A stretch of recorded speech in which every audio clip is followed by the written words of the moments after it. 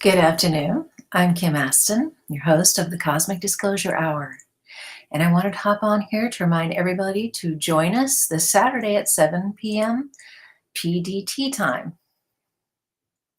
We're going to have a great conversation about Cosmic Disclosure Season 1, Episode 5. And it's called Hybrid Creatures and Secret Bases. Pretty interesting. I have my weekly questions for you for this week. And so we will go over those in just a second.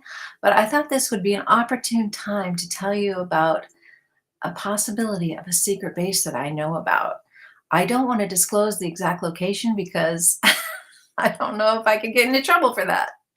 But I do remember when I will indicate that it was in the Sierra Nevada mountains where I lived. And there was stories from the town locals, the elderly folks that lived there, about the time when the town was booming. It was just booming with people and workers. And what they said had happened was that there was a big, huge project going on in which they were having the inside of one of the granite mountains in the higher elevations emptied out, dug out. And, back then I wasn't much on, bases. I wasn't up on bases or anything like that. I wasn't thinking about those sorts of things. I was just enjoying nature and living in the mountains, being wild and free in my young years. And, but I always thought that was kind of interesting because they said that the workers came up from the flat, we call them flatlanders. And the town was bustling because at the time that I lived there, it was kind of a poor little town. It just had a little bit of tourism, but not much, right? But so the older locals would talk about back when the town was booming with workers, with flatlanders that had come up to work on this big project in the higher elevations. And they would work in these higher elevations on this particular base at this higher elevation. And there was talk of them drilling big holes and hollowing out this big granite mountain, right? And I always wondered, I wonder what that was for. But that was pretty much the extent of my thought of it until recent years that I've been hearing about these bases. But the talk was about how these workers would come down to the middle elevation where I lived. I didn't live in the flatland and I didn't live way up at 11,000 feet, but I lived at about 7,000 feet. And they would come down to my little town. And back in the day, they would arm wrestle their paychecks because they made so much money working on this particular project. And these big burly men would come down and the townspeople would gather around and they'd watch as they would take turns arm wrestling over their paychecks. So I thought that was funny. But like Papa Bear's restaurant and all of these, well, I'm giving it away, but these restaurants that were there they were so prosperous, and it was their heyday because they had so much money from all of the business of these workers that were up there hollowing out this mountain. Like I said, I never thought a second thought about it. I just thought it was some sort of project, maybe with PG&E or something. But the fact that it was such a big project, and they said, rumor had it that this building inside of this mountain was the size of 2 football fields. Yeah, 2 football fields. Kind of makes you wonder, doesn't it? Now that we know about all these secret bases. So they say there's so many secret bases. There's, I don't know, thousands, I think I heard. That's probably one of them. Likely one of them. I remember my boyfriend and I at the time, we were pretty young. We liked to go fishing against the dam because the fish, we had 2 chances to catch the fish. The fish would swim towards the dam and they would always have to come back after they reached the dam. So we would fish at the dam because we like to catch fish, and we were poor at the time. So we would gut the fish, and I hated that part at first, but when you're surviving as a youngster and you want to live in the mountains, we gutted those fish and we survived on trout and potatoes and a bottle of oil. And we had a ball. But I digress. Those were my young days. It was a lot of fun, but there was definitely a base being built in the granite mountainside somewhere in the higher elevation. I never got the details of where it was, but I do remember one time we were fishing and against the dam, and both of us heard this go right over the top of our heads. And we looked at each other and did you hear that? Yeah, I heard that. What was that? Because we looked up and we didn't hear anything, but we saw something going by. I mean, saw. We didn't say anything, but we heard something going by. Getting a little dyslexic there. Anyways, you get my point. It was something flying over, which adds more mystique to this possible secret base thing, because maybe that was I experienced some sort of secret technology at the time, right? Anyways, that was pretty cool. So shall we get on to the questions at hand for season 1, episode 5, hybrid creatures and secret bases?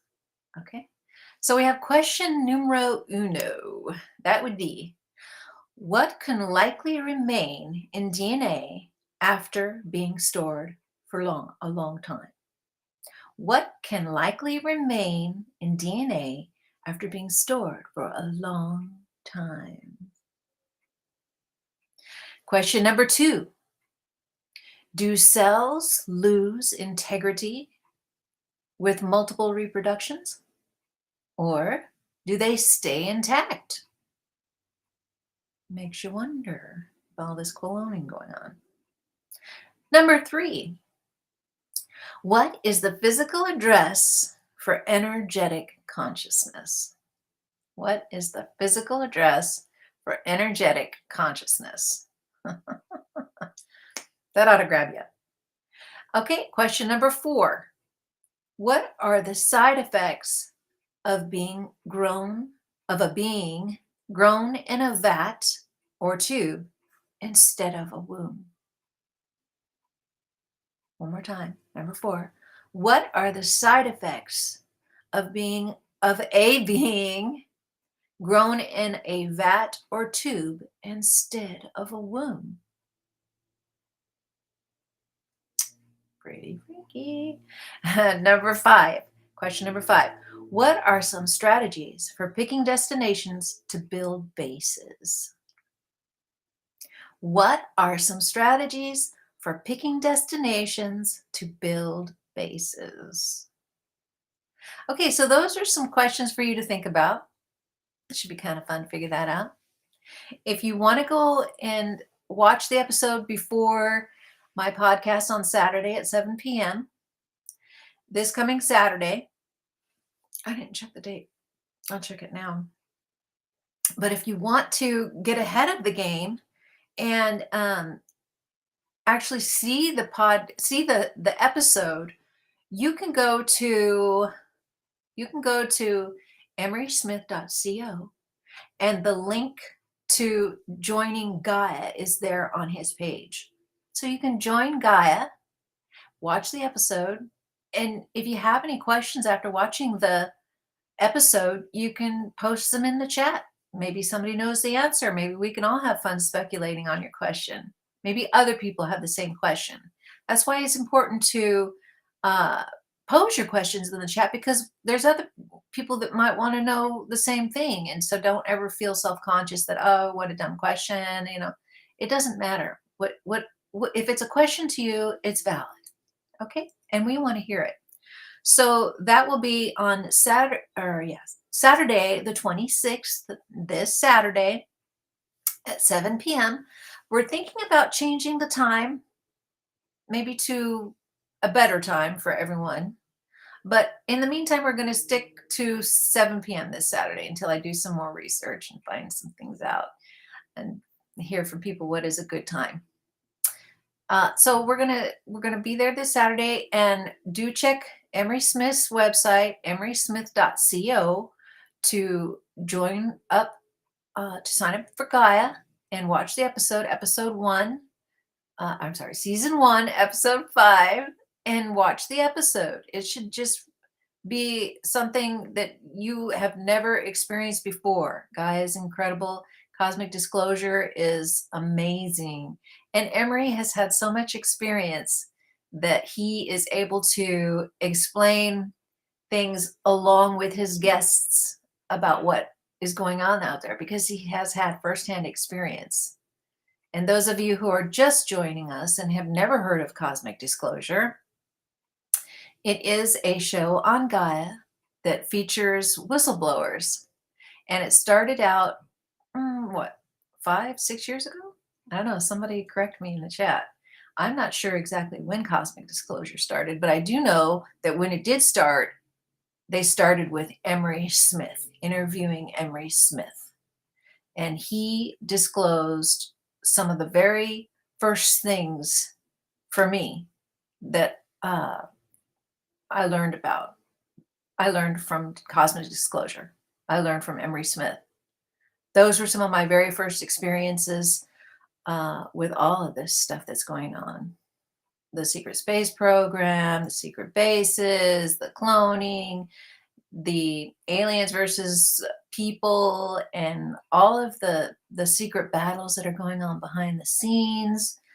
And it just really opened my eyes up, and I kind of had an awakening then, and it's never stopped. And so I know there's others out there that are going to be affected in the same way.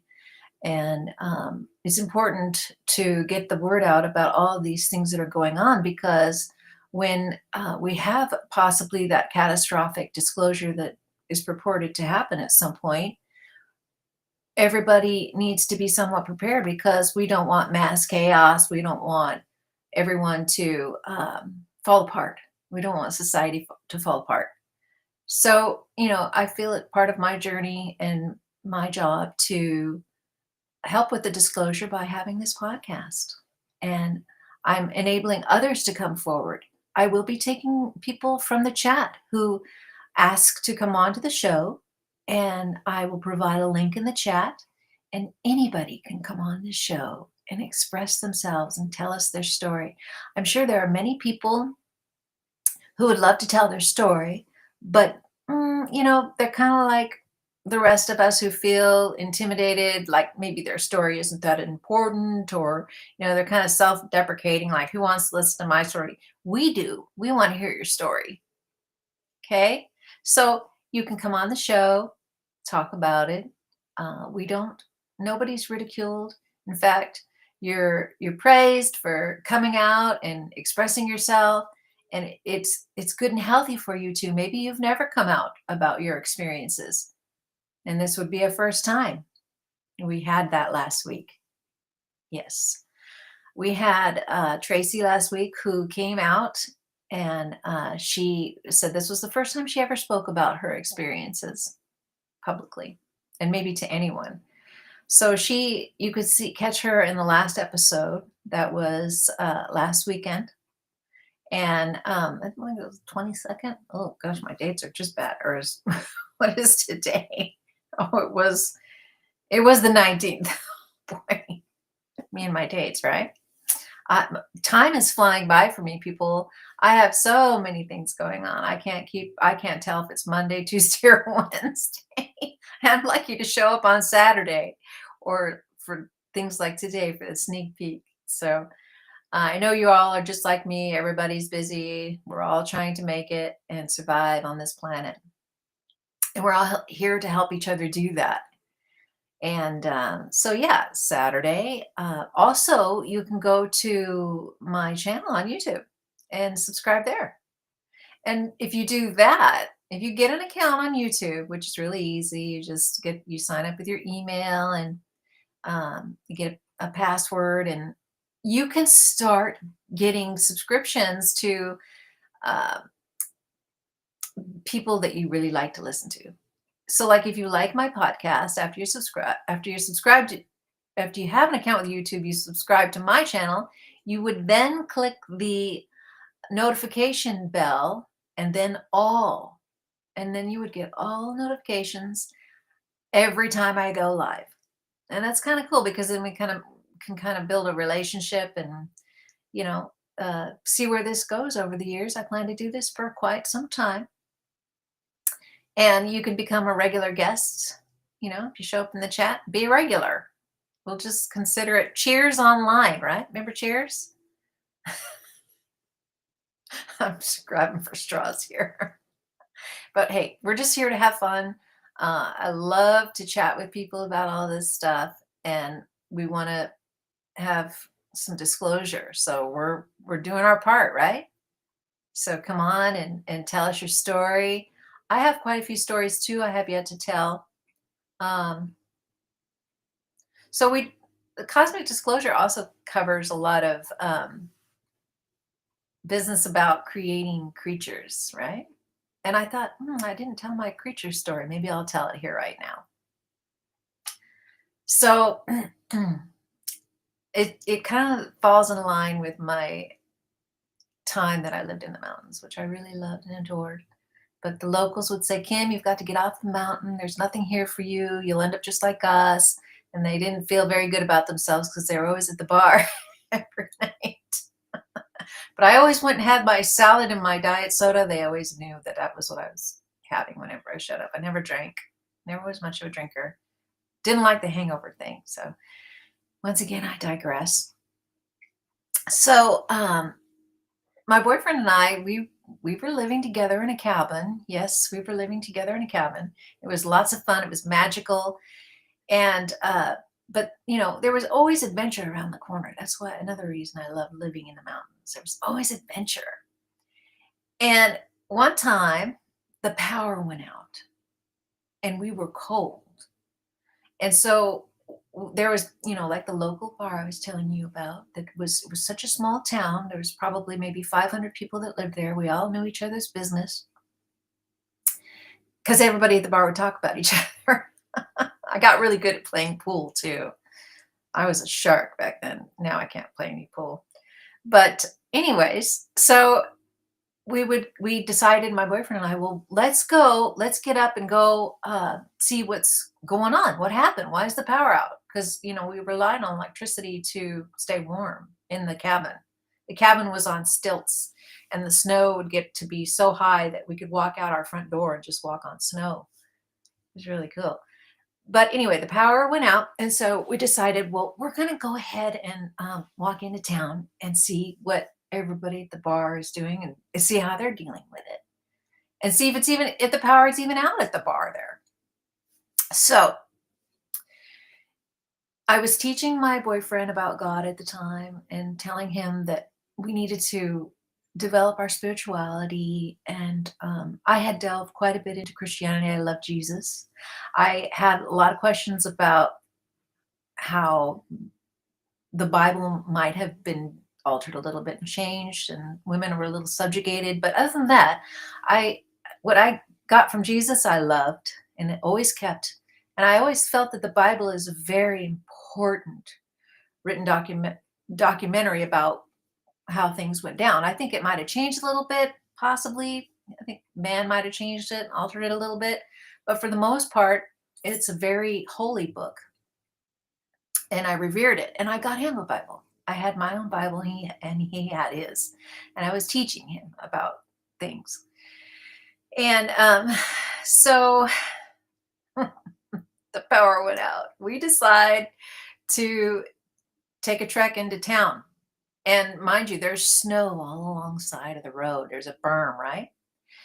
And not a real tall berm, maybe a foot, but it had come in, and there was really no place to walk along the side of the road anyway. And we didn't really want to walk along the side of the road because it was pitch dark forest. And so I knew this before we left, and I said, you know what? We're going to take our Bibles. Let's take our Bibles with us, and we'll feel safe and protected with our Bibles. So we bundled up, we grabbed our Bibles, and it's just pitch black out there.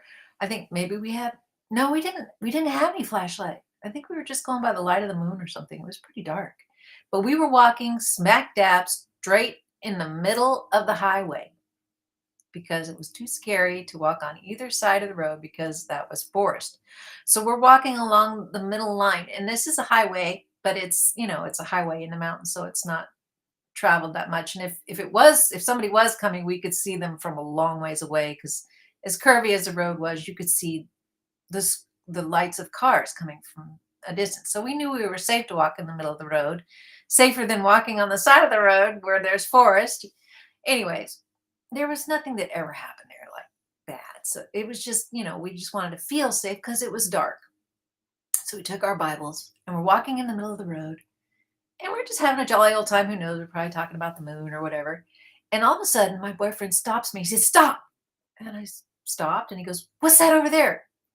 And so there must have been just enough light of the moon and I don't have very good eyesight, so I'm sure he saw it better than me, but I could see something dark spinning in the woods very fast, getting faster and faster and faster.